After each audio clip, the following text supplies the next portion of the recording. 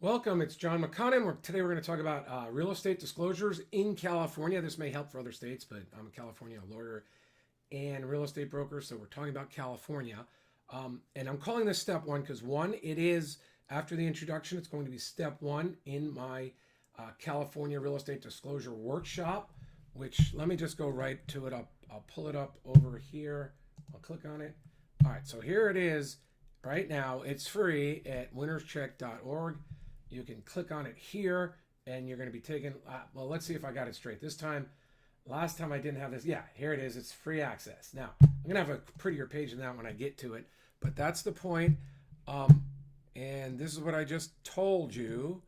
And then we'll get rid of these banners in a second. So it's step one in the course. It's also, I believe, preparing your California disclosures, at least the ones we're going to mention, the main ones, the TDS, and if you're using the California Association of Realtors Purchase and Sale Agreement, the SPQ, those are the foundational things every seller should do before they sell to an investor, before they put their house on Craigslist or Zillow if they're selling by themselves, before you contact a real estate agent, so you can get the pricing information from your agent, you can bring them up to speed, really before you sell your home and do the things we're going to cover in the course in a separate course. But there's really a bunch of things you should do before you put your house on the market, before you contact an agent, before you talk to a real estate investor. And before any of that, this is the first thing, because once you do this and you determine my house is likely to be in the same shape as those comps, it's likely to be in better shape. Because yeah, if your house is 40 years old and you've got a bunch of things to repair, that's already like sort of built into the pricing in your neighborhood. Whereas if your house is 10 years old and it's in a new development in Carlsbad, say, it's probably 12 or 15, and your house is in worse shape than the comps, well then, you're going to have to adjust for that when figuring out what the fair market value of your home is. Now, most people don't do these disclosures before they're talked to their agent. And I think in the past, and I'm not sure now, but I think most agents don't even have their sellers do this before they get an offer. But you'll see that that's not really the right method by looking at the forms. And in terms of sales, in terms of getting top dollar for your home, it's also not the right method. Just do this first, get it done. Then if you have any questions, you can either come to the workshop or you can ask your agents. Although again, you're going to see in these forms, agents are not supposed to talk about disclosures.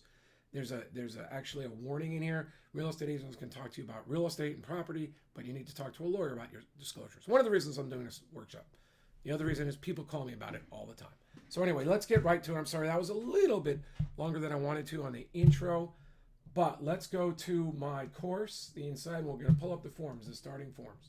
Now, here we are, disclosure summary chart from CAR and the sales chart. Now, one of these, in terms of the names, one of these is going to be much more useful for us than the other, just for the point of today, because one of us gives a background. I think everyone should go through it. But okay, yeah, this is the summary chart. Now, the other chart in here goes over everything and talks about whether you're a homeowner. Let me just pull it up so you can see what I'm talking about. Now, this is from the California Association of Realtors, and I put it in my workshop, and many people are going to want to know what disclosures are they responsible for. So if you've got, so today we're going to be looking at looking at residential real property, 1 to 4 units. We're not talking about rentals. We're not talking about, well, really, this is what we're talking about, right? I can go through all the exceptions. Now, we also look at it from a probate trust standpoint in other videos. I've already done it, some on the net. I will do them more in the course. If you're a trustee or a probate person, I'll be happy to answer questions. This is where I've gotten most of my information regarding these disclosures, the tough ones, because last year I sold 3 or 4 properties for a trustee. The year before, I did 3 or 4. Overall, I've sold many properties for trustees, and they don't have to do some of the forms, but they still need to do an ESD, which is really not much different than an SPQ. I'm sorry, I'm using realtor jargon. It's not really very different, but it's required by the contract if you're using a purchase and sale contract. So agency disclosures. We're going to go over these fast. So you need to do agency disclosures, particularly if you're a real estate agent, you're working with one. And they recently said you don't need to do the third one. It may or may not still be in the contract. I don't even know. I think it still is. Airport and vicinity. So if you're selling and you've lived there, you're supposed to know and you should just do this form anyway. I mean, why not just say it's supposed to be in the NHD experts report anyway? Make sure people get it. Area potential flooding, again, in the NHD. And these are things, okay, so what's the NHD? Natural Hazard Disclosure Report. It's prepared by third parties. I always order them through my escrow company. Usually the seller pays for it, and it's under $100. I think I've seen them for $50 sometimes. But prices vary over time. Now, again, this is only for if you're a broker. Carbon monoxide detector. Now, I didn't even know this because it seems like lenders always require the carbon monoxide detectors. And so what I've done to help sellers and avoid this problem is I frequently have spare ones that don't have to be installed. They're just portable. You can stick them on the wall. You have them in the car in case when the appraiser comes out for the bank, he reports on whether there's carbon monoxide detectors. Most homes don't have them if they're more than 10 years old, set up properly. And so I just have these ones that I put in the kitchen. Well, I put where they're required, and then the sellers, when they move in, they probably move them, right? But nevertheless, they are useful, and so you should probably keep them near where people near the kitchen and near the bedrooms. Strike that. I am not an expert on that. I'm a lawyer and a real estate broker. You can rely on the experts for placement.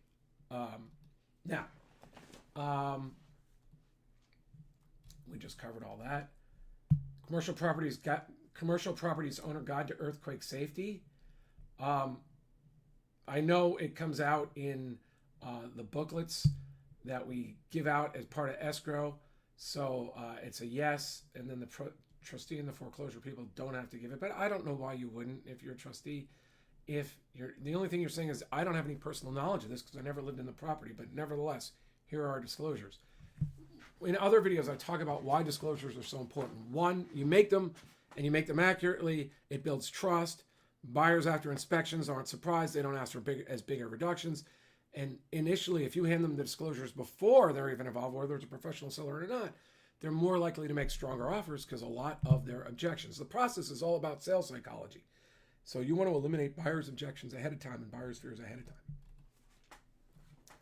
So now, I'm going over this. We're going to get to things soon. You can read this. But if you're in my course, we're going to go right to filling out the SPQ and the TDS. So you can skip over this, go to the course at wintercheck.org and go right to the TDS and the SPQ, which are the ones I recommend you fill out beforehand so you can give them potential buyers, investors, professional, give them to your agent, whatever. Because a lot of these are covered as part of the process if you're working with a real estate agent, or escrow might help you out if you're a FSBO.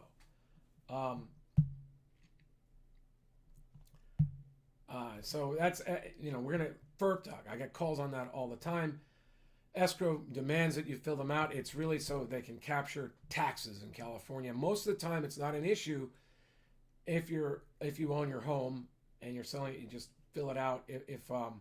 Well, you can read it. It's not really an issue. Just fill it out. It feels invasive. Most people used to hate doing it. Now we've just gotten used to it, as we have with a lot of these other disclosures.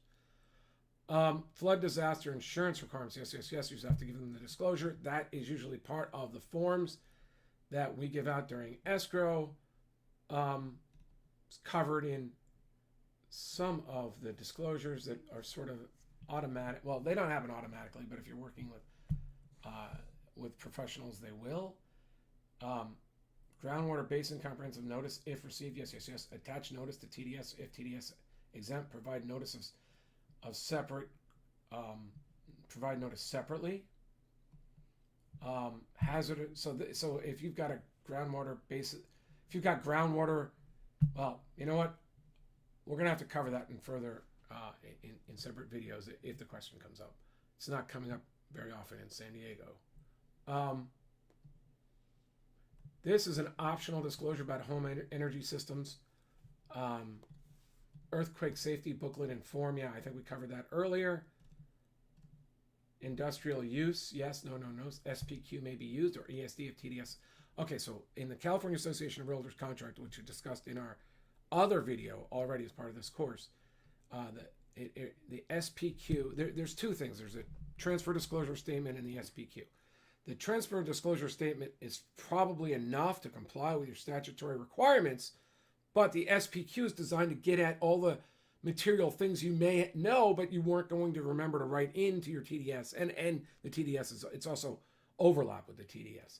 So the California Association of Realtors, lawyers said we should create a form that gets at these disclosures. That's the SPQ. I find it very useful. Everyone should go through it. If you can, even if you're not going to be using realtor forms, take a look at our course and look at the form that you can download and make it part of your disclosures, even if you have to do it on a separate piece of paper.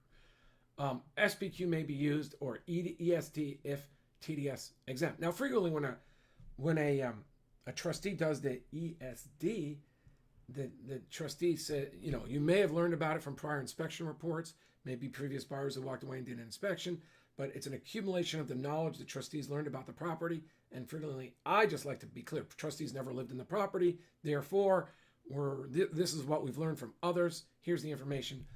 Check the reports.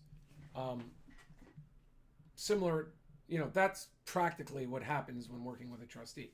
In the beginning, the trustee doesn't know much about the property at all, most of the time. Lead-based paint, there's a FLD for that. And so if your home is a certain age or older, the FLD is required. Many agents, some transaction coordinators, some brokers, even if your house is only 5 years old, still want this form. In many ways, I've learned if it doesn't hurt my clients, don't fight the process. You're going to save time just filling it out and saying it doesn't apply than to leave it blank. And all of a sudden, some loan person, some broker, some escrow people who don't know what they're doing or haven't read the form think it's required because it's on their checklist, and it creates a problem, a mountain of problems. So the lawyer in me, which would say never give out extra forms if you don't need them, it just could lead to problems, practically understands it. I don't see how saying this form, no, we don't know about lead-based paint because our house is younger than 1978 or whatever the number is in there. So this form doesn't apply, but no, we don't know of anything. Fill that out, let it go through. Again, talk to your lawyer about your situation. I'm just giving you based on my experience, but every situation can be different. That's true for all of this. This is educational. I'm not being your lawyer on these. Material facts. This is what you need to disclose ahead of time. The TDS is a transfer disclosure statement, mobile home transfer disclosure statement. I have not sold a mobile home. I sold one in the last 5 years, so I have not had to work with that form very much. If I remember, it's very similar to the TDS. It's just more applicable for mobile homes. But if you've got a mobile home, or you're selling one, make sure you get the proper transfer disclosure statement. Now, here it tells us the ESD for people like trustees, and the SPQ, Seller Property Questionnaire, is required by the RPACA. And again, I like it. I think it helps jog sellers' brains. It puts buyers more at ease. And why not make the disclosures? Because that way, if you've disclosed all the material facts would be some things that would affect the value of the property. If you disclosed everything, then you can sleep at night after the sale closes. The buyer now has the property. Any new headaches that emerge should be the buyer's and not your problem, because you've complied contractually with the law. If you hide things, that can create problems because they could claim misrepresentation or fraud, maybe come back and sue you in certain circumstances. Notice I'm being a lawyer here. I'm not stating things positively. I'm saying possibly, right? Again, every situation is different. But the point is, for me, I want to disclose everything. One, you disclose everything up front. It sets buyers' expectations properly. They're not going to be as concerned. They're actually going to be happy when their inspector finds the things that you've talked about and maybe doesn't find any other big things. Or if they do find something big, they're like, oh, it's a strong chance the seller didn't know about it. Look at how open they were over here. And it doesn't mess up the transaction. And in a seller's market, when the buyers, when they're buying a 30 or 40-year house, are already expecting problems. So they're not like, it might not even harm your final price. So just disclose, even with professional buyers. One of the reasons professional buyers buy so low is because they're mentally saying, I could wind up having to spend 40, 50 grand on a foundation or things I don't know about. And if you've already disclosed and they judge you to be honest, that might help them make you a stronger offer. Instead of 70 cents on the after repair value, they might offer you 75 or maybe some buyers would offer you 80, maybe cash buyers will come in and do the deal, who are slightly different sometimes than investors. Investors aren't looking at it to live in themselves. They're saying, oh, for all this thing, I want to be able to flip it out for a profit, or I want to be able to put in renters and cover my carrying costs, easily. Whereas a cash buyer is more powerful than a regular buyer who needs a loan, is expecting a good deal, wants to fix up the house the way they want to fix up the house, but they might be willing to pay more because they don't want to keep fighting professional buyers for all those other houses. So they might pay up. So that's where doing your disclosures ahead of time can be massively important. Megan's Law, that's one of the forms. It's the sex offender nearby database.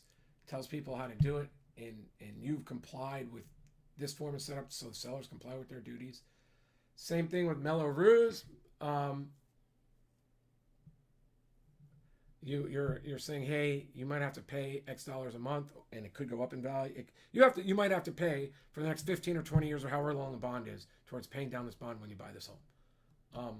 I find it interesting that I don't even know the footnote there. I found it interesting that it says no for trustees. I'm still drinking coffee, so I'm gonna have a little more here. Meth lab cleanup order.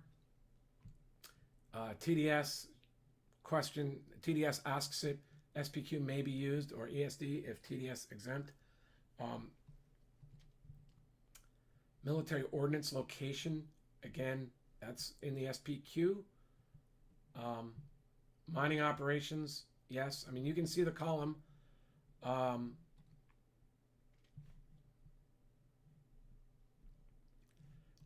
Natural hazard disclosure statement. This is a useful form. Again, in escrow, I have escrow order it.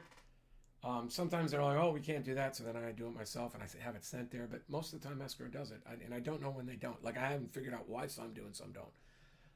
It might be like an internal thing, because I frequently work with escrow companies that are part of big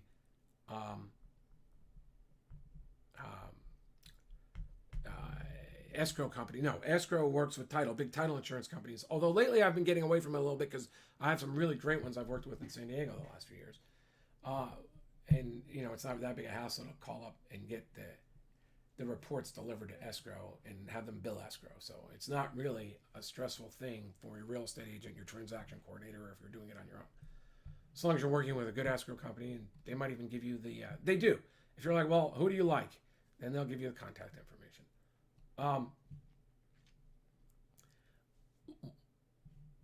Give the disclosure even though it's not required on the Residential Environmental Hazards booklet. And NHG discusses seismic hazard zones, smoke detector compliance, very similar to what I said earlier about carbon monoxide. Although I've heard stories about people totally being saved by smoke detectors. I'm not putting down carbon monoxide detectors. I'm just saying that, this is a great law, I think. I've heard of families being saved because of it. In fact, right down the street from me, where I live, 4 or 5 houses down the street, 2 or 3 in the morning, the detector went off and they didn't die.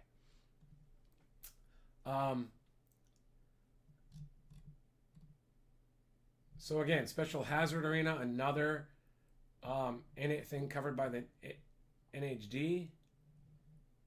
NHD again for fire. SBSA for supplemental property debt. SBSBA, that's a statewide buyer and seller advisory. People are sometimes surprised by the fact that after they've purchased, they still get a tax bill. And I talked to escrow about it. They all understand it. So if you're wondering what the heck this is going on and what it means, just say, hey, when we sell, buyer or seller, does this mean, because you've estimated the cost, does this mean I'm not going to get hit with a bill? And your escrow company will answer that.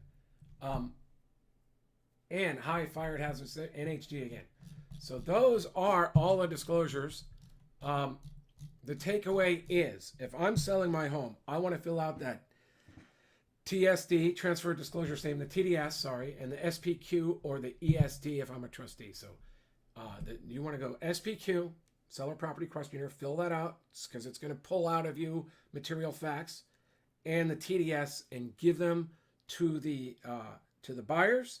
Have them prepared ahead of time, so when people come to your open house, they can see it. It's one of the major ways to get more for your home, right? Eliminating buyers' objections. I have videos on that. We'll talk about it more. Warranties for your a homeowner's warranty for your appliances cost you $500. People are like, I'm worried I'm going to move in and all the appliances are going to break. Well, they're going to be covered. In fact, when I moved into my home, it covered. We had a pipe burst that covered some of that. So I'm a big believer in that, and I'm not the only one. There's all sorts of studies saying that it will get you more money. It's part of setting your home up as sort of like a certified pre-owned home. If you do that, I have training on that. If you do that, buyers' objections are eliminated, freeing them up to feel better about making strong offers and competing, and maybe even paying more than fair market value. So your disclosures makes them feel comfortable about what they're buying and understanding and seeing that you're disclosing things. Pre-inspected and pre-repaired, yes. Now, staging, I go with decluttering, put a little effort in.